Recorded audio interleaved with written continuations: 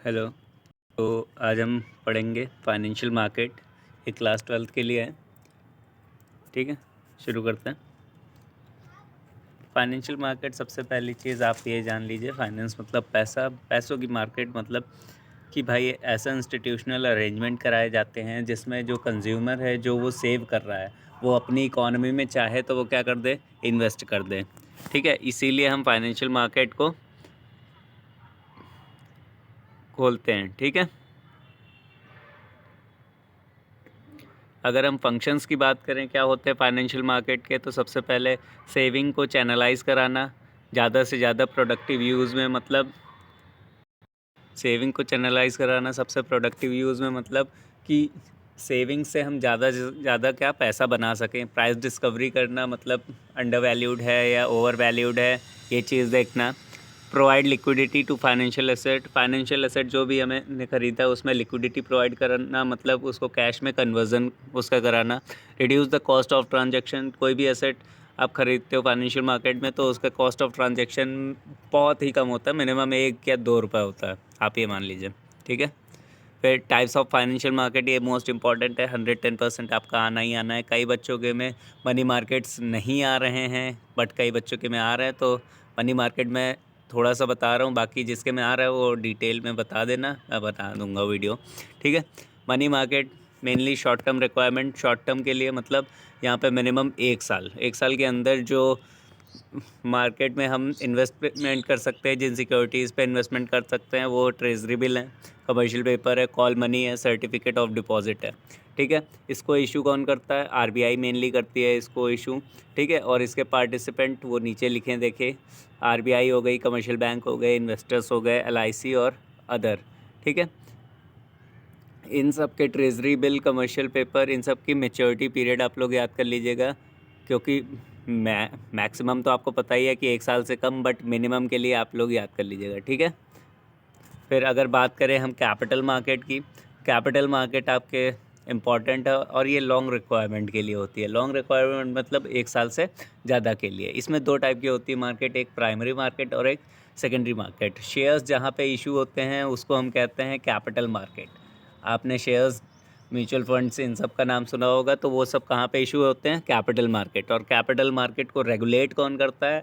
सेबी। कौन रेगुलेट करता है? सेबी। ठीक है, फिर आगे देखते हैं।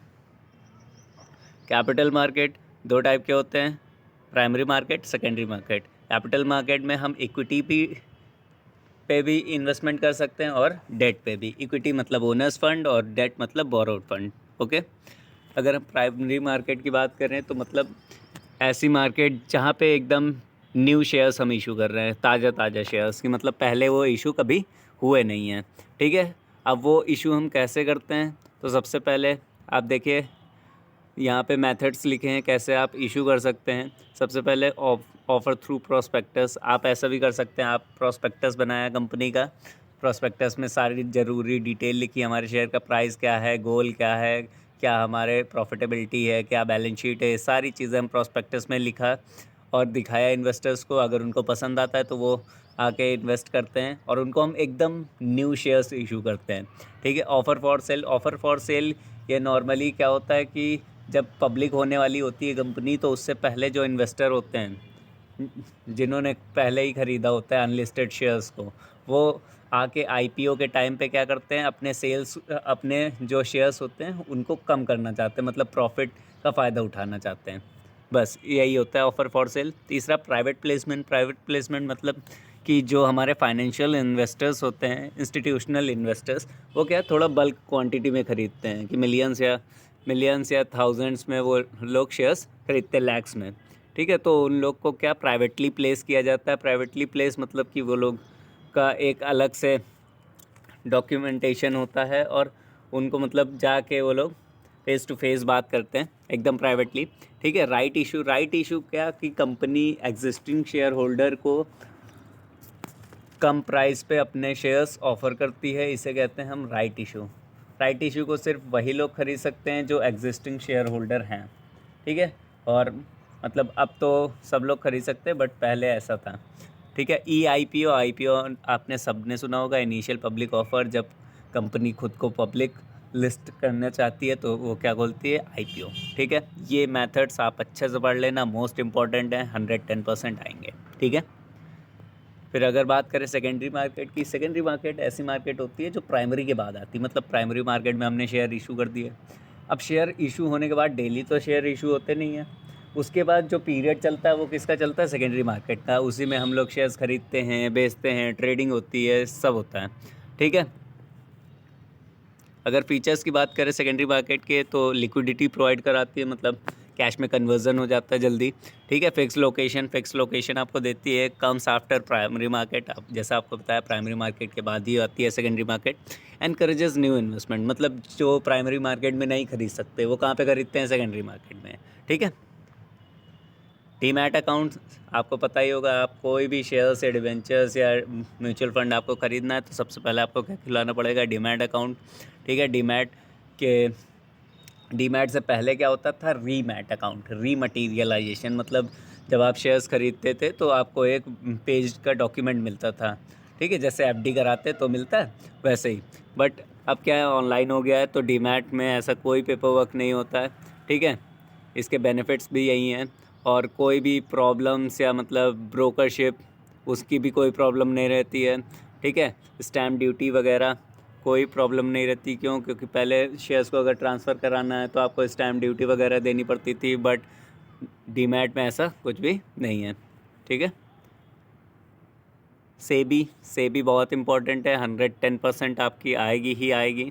ठीक है, अब देखो सेबी कौन है, सबसे पहले मैंने बताया था कैपिटल मार्केट को रेगुलेट करने वाला कौन है, सेबी। सेबी का full form securities exchange board of India.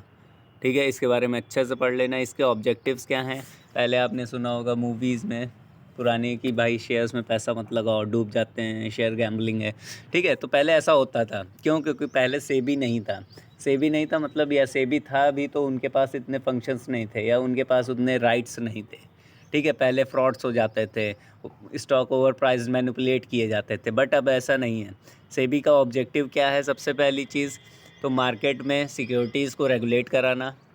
ठीक है, और सबसे पहली चीज़ कि भाई इन्वेस्टर्स के राइट्स जो हैं उनको प्रोटेक्ट करना, कि इन्वेस्टर के साथ कम से कम फ्रॉड हो ही ना, स्कैम वगैरह ना हो। ठीक है, इन सब चीज़ों को देखना, और मतलब अगर फ्रॉड हो रहा है तो किसने किया उसके बारे में इन्वेस्टिगेशन करना, ये सारे सेबी के ऑब्जेक्टिव्स हैं।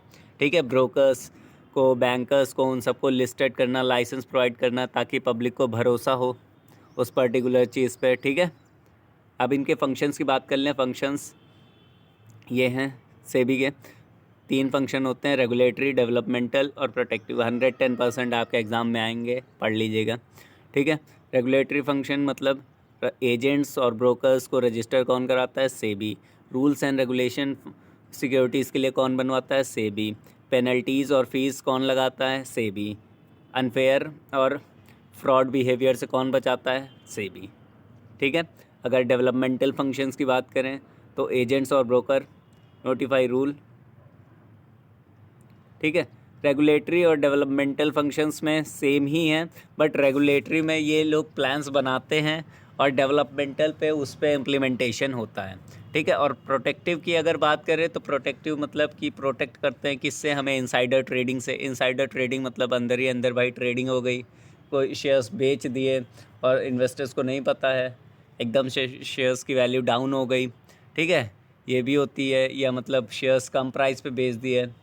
ठीक है, to promote fair trade practices, मतलब कि जो भी ट्रेड हो रहा है वो एकदम ट्रांसपेरेंसी रखे, उसमें सबको पता हो, है ना, और उसमें कोई भी फ्रॉड ना हो। टू एजुकेट इन्वेस्टर्स को एजुकेट करें कि कौन सा शेयर्स आपको ख़रीदने चाहिए, कैसे शेयर्स आपको नहीं ख़रीदने चाहिए, क्या डॉक्यूमेंट हैं, क्या इनकी एनुअल रिपोर्ट आपको देखनी चाहिए, उससे आपको इन्फॉर्मेशन मिल सकती है, कैसे चीज़ों को एनालाइज करना चाहिए। ये सारी चीज़ें प्रोटेक्टिव फंक्शन में आती हैं, और ये भी सेबी ही आपको करके देता है।